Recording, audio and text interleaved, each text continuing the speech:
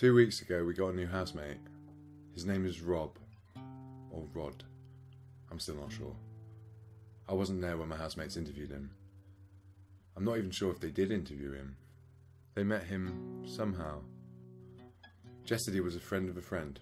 He's a friend of a friend. But who is this friend? And how good a friend are they? I haven't had a chance to get acquainted with Rob. Yeah, let's go with Rob. I should have taken the opportunity to introduce myself and get to know him early on, but I'd left it too late. Now it would just seem strange and awkward. More so. The first time I noticed something was off about him was the day he'd moved in. I opened the fridge and it was filled with new and unfamiliar items that I was certain didn't belong to either of my other housemates. Avocados, pre-grated cheese, the milk with the red lid, skimmed. Who drinks that? Semi-skimmed, fine. Whole milk if you're feeling reckless. But skimmed? It's unheard of. One time, while I was waiting for the kettle to boil and he was making a cheese toastie with grated cheese and gluten-free bread, I did take a stab at conversation. I asked him innocent questions like how his day was and what he'd been up to, and he'd be all evasive and come out with these cryptic answers like, I've just been tying up some loose ends, or a stopped clock is right twice a day. In the days after he had moved in, I started to hear strange sounds emanating from Rob's room. In the daytime I'd hear the sharp cracks of metal on metal, and at night I'd hear the sound of people talking in sign language. Something about the house had changed. Gradually he had been introducing his cutlery into the kitchen, fine in itself. Then I noticed our knives and forks started to disappear and more of his new knives and forks started appearing, until there was none of the original cutlery left.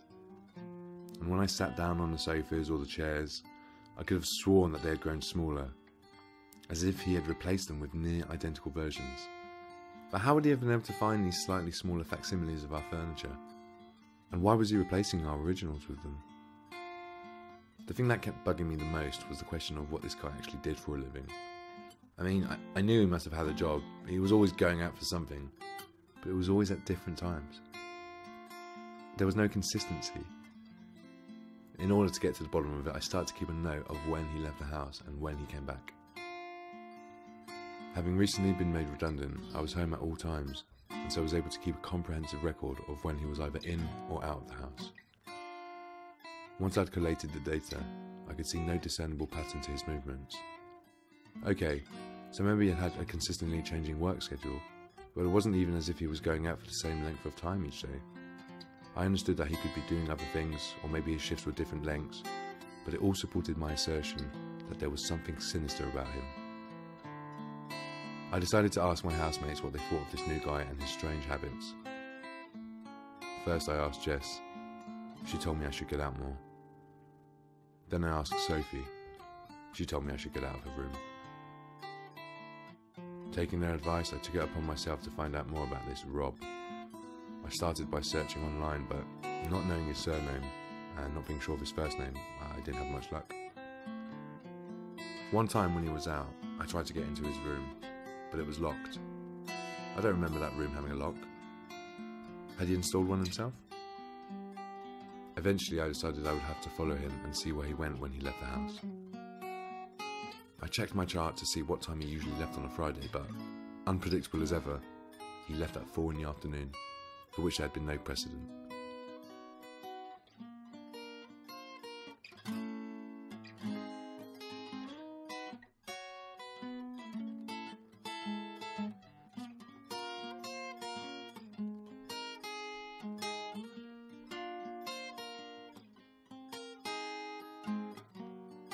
I followed him down desolate streets and disjointed alleyways, eventually ending up at his destination.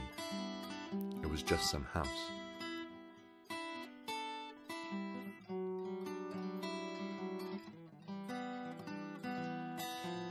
He went in and I waited outside for 3 hours before he came out again. When he finally did leave, I'd let my guard down. I was half asleep by the side of the road and he noticed me. Jack, what are you doing here? I'm not Jack. Maybe not the best excuse. I wasn't thinking properly. I went home, not really any closer to finding out the truth about Rob. The next day, my housemates confronted me. All three of them. They told me that I'd been acting weird the last few weeks and it was getting to be a problem. Rob said I'd been watching him and following him around. I tried to convince Jess and Sophie that there was something weird about Rob. I showed them the evidence. I showed them my chart, but I don't think it helped my case. They told me they wanted me to move out, that they'd already found a replacement. A friend of Rob's. A friend of a friend of a friend. What the fuck is that? So I moved out. Some people were looking for a new tenant and I responded to their ad. They're nice people and we're getting along well. It's nice to no longer have to be paranoid or suspicious about someone that I'm living with.